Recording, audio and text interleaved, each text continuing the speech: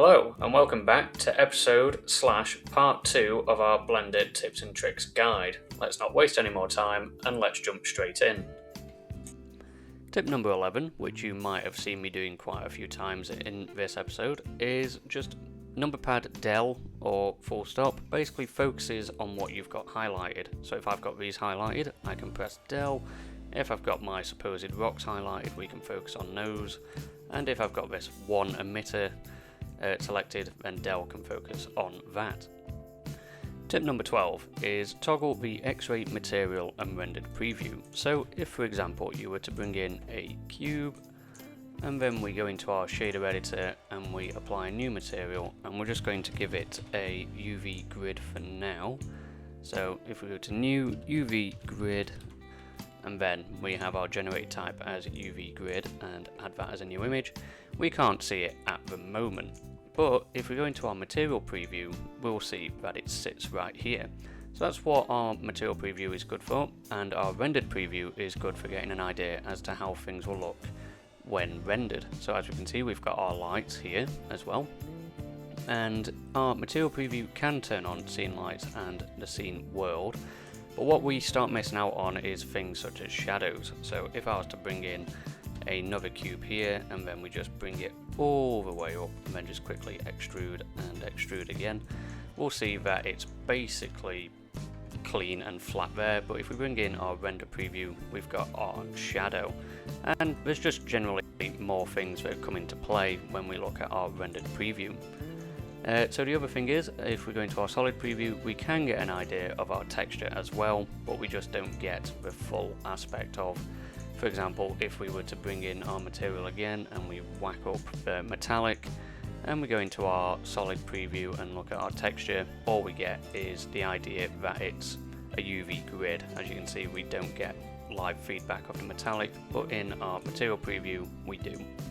And the same with our rendered preview, we get a live preview that we do. So then, yep, wireframe is basically as it says. It's basically shows us the wireframe of our objects, so we don't necessarily have to go into edit mode to see them. So if we went into edit mode here, we can see our wireframe like so. And then we've also got the X-ray, which is handy for basically selecting multiple faces, as for example, if we turn off our X-ray mode and we select this torus, say we want all of the loops here. I mean, we can just do Alt and loop select, but that'll be later. If we just select these, we can only select them, nothing else is selected. But if we turn on our X-ray mode and then we were to do this now we have a full loop selection, for example. Tip number 13 is Blender knows maths. So if we had our cube here and we wanted to move it over by 2, we can just do plus 2 meters. I know that's not necessarily difficult. We could just highlight the whole thing and say we want it to go over by 2 meters, but that is how we can do it. We can then also use our asterisk for times, so now we can go over to 8 meters. We can divide by 4, which should bring us to 2 meters, and we can also use negative, which can put us back to 0 meters. And it isn't just modeling. We can go into our preferences and come down to our system, for example. I know 4096 times 10 isn't that difficult, but if we did 4096 times 8, for example, then we can quickly have our memory cache limit set to that. And yeah, basically, if you use it wisely, you can really start to work things out quite quickly.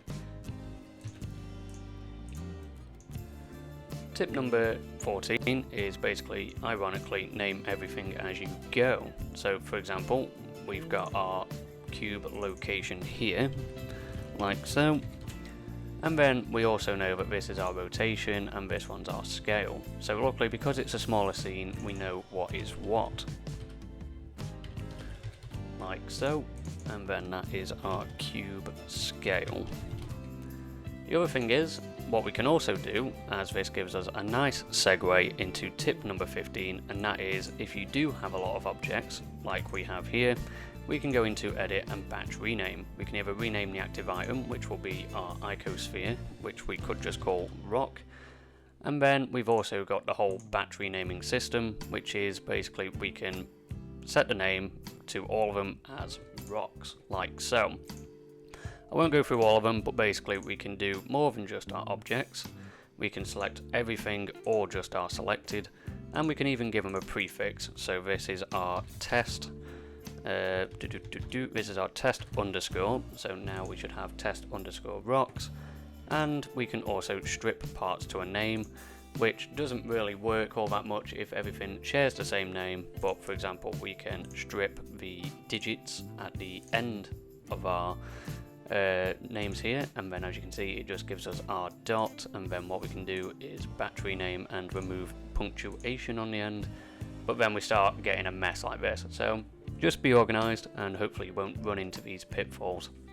Tip number 16 is save locations and save recovery. So by now you can see that we've been working in unsaved, and this is possibly a project that we could lose. So we can do Control S and then we can save. As you can see, we're at the minute in our temp folder.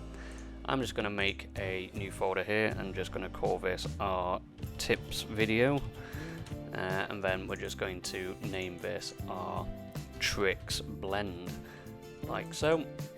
And if you find that you want to save a copy of this because say you've spent another 20 hours for example on the project, you can do Ctrl Shift S, and then we can click this little plus button down here and call it Tricks 1.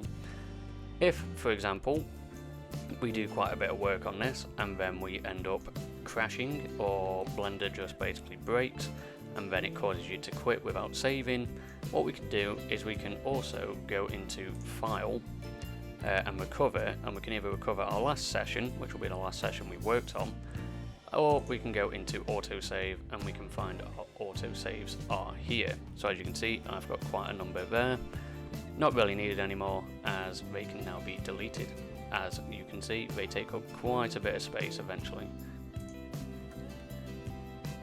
So another thing is, if we end up working on something like we have, so we've done this, we've saved there, and then we do all of this and we've moved some stuff and our Control Z doesn't take us as far back as we want to, and we want to go back to the beginning, what we can do is we can come over to File and we can even revert basically. So anyone save progress is lost and we're back to where we were.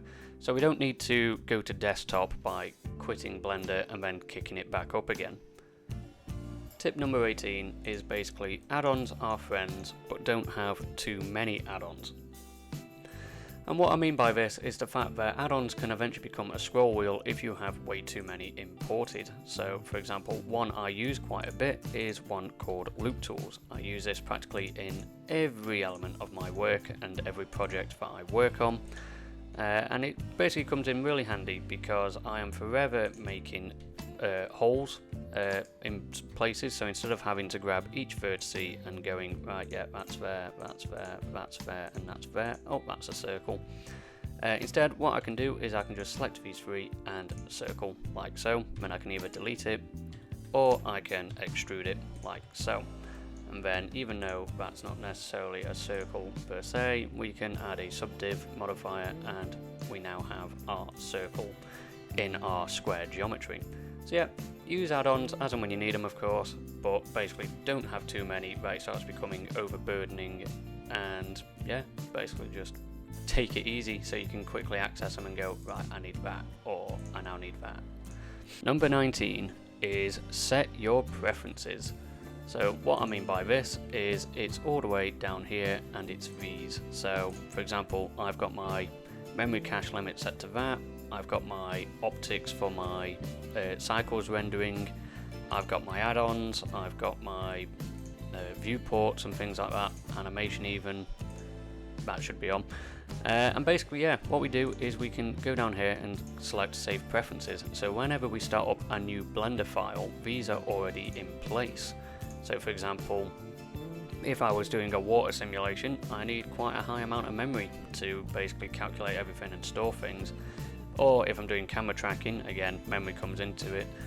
And yeah, if I started a project and I didn't have these settings saved, then I'd have to come back to preferences and then just check everything. But for example, I've got my optics set, so it'd be a bit of a nuisance if I had to then go through the process of every time I started a new Blender file to up my memory, add optics for GPU rendering, And basically, yeah, just make sure you set your preferences so it saves you a headache later on. Tip number 20 is basically use modifiers. So like we saw before, when we had our mirror modifier, we're able to replicate an exact opposite version by basically having a mirror, but it doesn't just start there. So if, for example, we have our geometry, we have an icosphere, fairly low poly, and we don't really want to make Blender chug with excess geometry, we can just apply a subdivision surface, say, and then we've got it here. And we can turn it off a viewport but keep it for render, for example, and we can just activate it as and when we need it. We've also got some deform modifiers, so we can also shrink wrap stuff. So if I was to bring in a plane and bring it on the Y and then move it up, we can apply a shrink wrap, for example, like so, and then it should go over to this sphere. But the issue is, because we haven't given it enough geometry, it won't really shrink wrap all that much. So if we do that, now we have our shrink wrapped here, like so. So yeah, use modifiers because they can really help with your workflow, and you don't actually destroy your geometry because you can still just remove them like so, and we have our original geometry here. And then that moves us into constraints. So what we can do is go over to our constraints tab, and it basically just gives us little extra items here. So for example, if we wanted to make it so our plane was a child of our icosphere, for example, so if we rotate our icosphere, our plane comes with it.